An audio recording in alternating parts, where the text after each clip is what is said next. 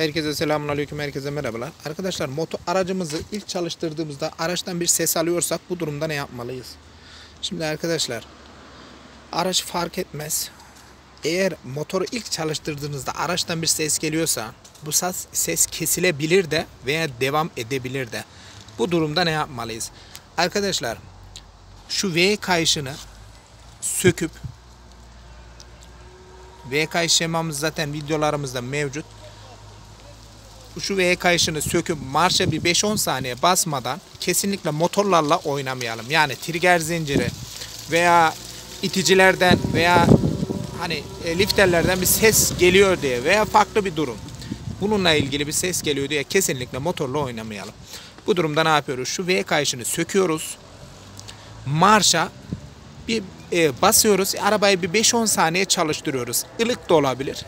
Soğuk olursa daha iyi olur. Çünkü sesi özellikle soğukken geliyorsa sesi anlamamız daha iyi olur. Çünkü neden kayışı söküyoruz arkadaşlar? Kayışı söktüğümüzde aracı kesinlikle herhangi bir sorun olmaz. Buradaki bizim V kayışımız sadece alternatörü çalıştırıyor ve devir daimi çalıştırıyor. Onun haricinde hani klima zaten kullanıma bağlı bir şeydir. Motora etki etmez. Basarsak çalışır, basmazsak sabit duruyor ve dönüyor kasnak. Alternatör 5-10 saniye içerisinde aküyü emecek bir güce sahip değildir. Yani motor aksamı hemen 5 saniyede aküyü sıfıra bindirip motoru bitirmez. Herhangi bir şey olmaz. Devir daimde zaten motor soğukken motora herhangi bir etki etmez. Ilıkken de etki etmez. Yani sıcakken bunu yapmamak gerekir. Tabii ki mantıken de düşündüğümüzde ortaya çıkacaktır. V kayışını söküyoruz. Marşa vuruyoruz.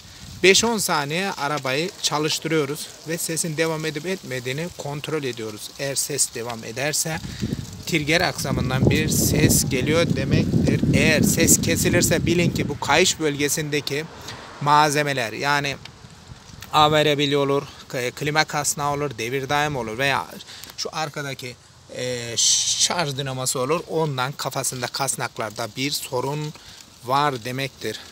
Yani motordan gelen ilk seste kesinlikle motora müdahale etmiyoruz. V kayışını söküyoruz. 5-10 saniye arabayı çalıştırıyoruz ve sesi kontrol ediyoruz.